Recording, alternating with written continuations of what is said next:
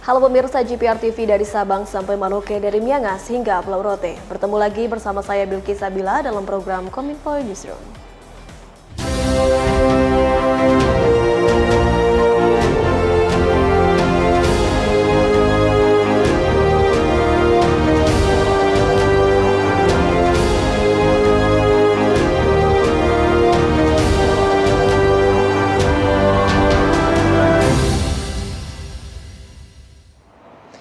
Inilah Kominfo Newsroom selengkapnya. Pemirsa, Presiden Republik Indonesia Joko Widodo meninjau langsung kesiapan dan fasilitas Rumah Sakit Umum Daerah Komodo Labuan Bajo, Manggarai Barat, Nusa Tenggara Timur. Selanjutnya, Presiden juga meninjau ruangan konferensi pers yang terletak di halaman belakang Hotel Bintang Flores. Presiden Republik Indonesia Joko Widodo meninjau media center konferensi tingkat tinggi ke-42 ASEAN di Hotel Bintang Flores, Labuan Bajo, Nusa Tenggara Timur pada Selasa 9 Mei 2023. Di media center, Presiden menyapa para awak media yang tengah bekerja dan juga menyapa para petugas operasional media center. Tidak luput, Presiden juga memeriksa ruangan konferensi pers yang terletak di belakang Hotel Bintang Flores. Selain itu, Presiden juga memeriksa lokasi tempat jamuan makan para jurnalis. Presiden merasa perlu mengetahui makanan yang disajikan bagi para awak media yang meliput perhelatan KTT ke-42 ASEAN 2023. Sebelum menyambangi media center, Presiden Joko Widodo terlebih dahulu meninjau Rumah Sakit Umum Daerah Komodo yang dijadikan rumah sakit rujukan selama penyelenggaraan KTT ke-42 ASEAN 2023. Dalam konferensi persnya, Presiden menyampaikan bahwa RSUD Komodo dibangun dengan bantuan dari Kementerian Kesehatan, baik dari sisi gedung maupun peralatannya untuk menangani sejumlah penyakit berat seperti kanker, jantung maupun stroke dan lainnya. Meskipun peralatan dari RSUD Komodo dinilai sudah sangat bagus dan cukup lengkap, namun Presiden Joko Widodo memberikan catatan penting terkait penambahan dokter spesialis dan meminta Kemenkes serta RSUD Komodo untuk segera mengejar kekurangan dokter spesialis tersebut agar nantinya masyarakat setempat tidak perlu berobat ke luar kota. Ini memang bantuan dari Kementerian Kesehatan, di sini peralatan, gedungnya, semuanya dari Kementerian Kesehatan. Kita habis berapa total? 220-an miliar. Dan kalau kita lihat tadi peralatan sudah sangat bagus untuk kanker, untuk jantung, stroke, semuanya ada. Tetapi memang problemnya ada di masih kekurangan dokter spesialisnya. Ini nanti yang segera akan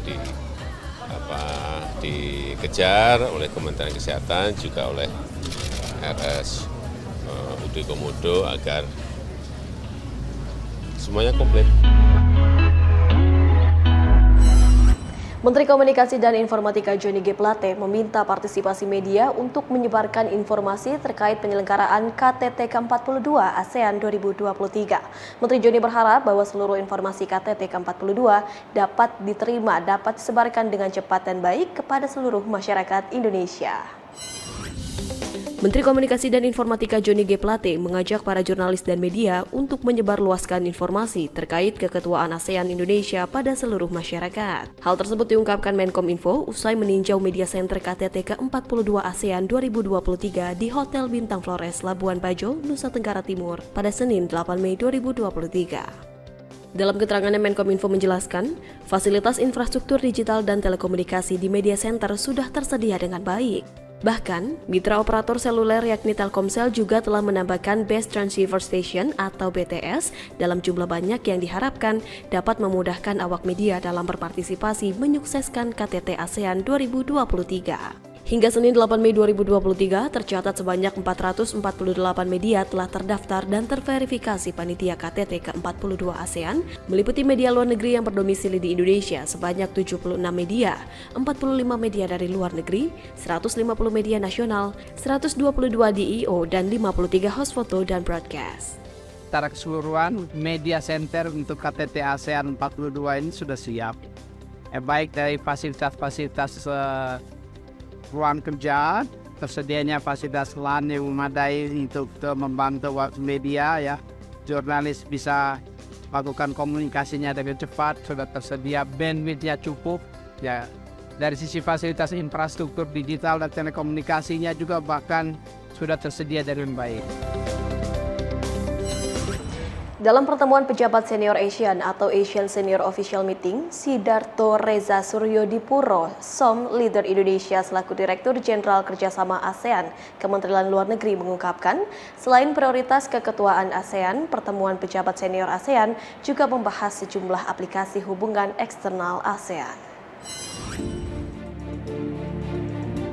Direktur Jenderal Kerjasama ASEAN Kementerian Luar Negeri Sidarto Reza Suryodipuro saat press briefing di Media Center KTT ke-42 ASEAN mengatakan, pertemuan pejabat senior ASEAN atau Asian Senior Official Meeting atau SOM yang digelar Senin 8 Mei 2023 di The Golomori Convention Center Labuan Bajo telah membahas prioritas keketuaan ASEAN Indonesia 2023 serta persiapan pertemuan tingkat Menteri Luar Negeri negara ASEAN dan pelaksanaan KTT ke-42 ASEAN. Pertemuan senior officials tadi kita membahas tentang prioritas ASEAN, termasuk dari kita menyepakati berbagai kesepakatan untuk nanti direkomendasikan kepada para Menlu. Sifatnya agak prosedural, jadi ini lebih pada proses dan mekanisme. Tapi intinya, esensinya adalah merekomendasikan kepada para pemimpin apa yang akan mereka putuskan nantinya. Aplikasi aksesi perjanjian persahabatan dan kerjasama di Asia Tenggara oleh Arab Saudi, Panama, dan Spanyol, rencana penyelenggaraan KTT ASEAN Kanada, Asian Gulf Cooperation Council, dan konferensi Asian Shared Civilization Values juga turut menjadi topik pembahasan dalam pertemuan tingkat Menlu ASEAN atau SOM. Selain SOM, telah diselenggarakan pertemuan Asian Coordinating Council Working Group on Timor Leste. Kedua pertemuan dihadiri oleh 11 negara anggota ASEAN, termasuk Timor Leste sebagai anggota secara prinsip.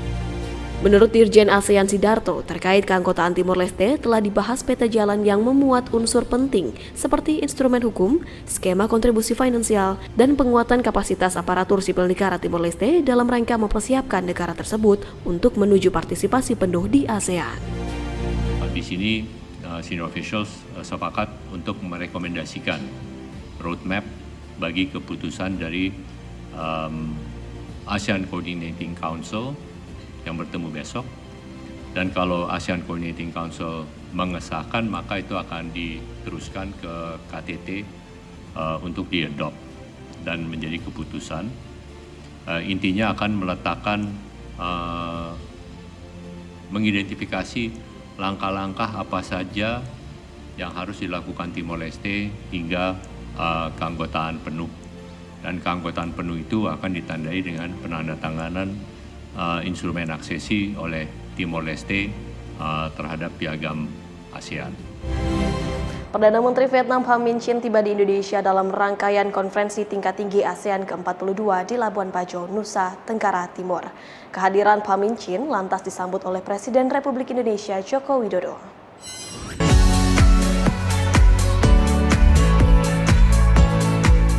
Presiden Republik Indonesia Joko Widodo menggelar pertemuan bilateral dengan Perdana Menteri Vietnam Pham Minh Chinh di sela-sela rangkaian KTT ke-42 ASEAN di Hotel Merauke, Labuan Bajo, Selasa 9 Mei 2023. Presiden Jokowi menyambut PM Chinh di lobi Hotel Merauke dan kedua pemimpin saling berjabat tangan sebelum memeluk satu sama lain. Keduanya lalu berbincang di balkon pelataran dalam hotel yang menghadap ke perairan Pelabuhan Labuan Bajo. Presiden Joko Widodo lantas mengajak Perdana Menteri Chinh untuk kembali masuk ke dalam dan berfoto bersama di depan latar dengan ilustrasi logo keketuaan Indonesia di ASEAN 2023. Selanjutnya, Presiden Jokowi dan Perdana Menteri Chinh melakukan pertemuan bilateral dengan didampingi sejumlah delegasi masing-masing untuk membicarakan potensi kerjasama kedua negara. Sebelumnya, kedua negara telah menandatangani 3 nota kesepahaman saat Presiden Jokowi menerima kunjungan kenegaraan Presiden Vietnam di Istana Kepresidenan Bogor, Jawa Barat pada 22 Desember 2022 lalu. Nota kesepahaman tersebut meliputi kerjasama penanggulangan terorisme, zat psikotropik dan prekursornya, serta kerjasama di bidang energi dan sumber daya mineral. Myanmar absen dalam konferensi tingkat tinggi ke-42 ASEAN. Kehadiran tersebut dikonfirmasi langsung oleh Dirjen IKP Kemenkom Info Republik Indonesia, Bapak Usman Kansong.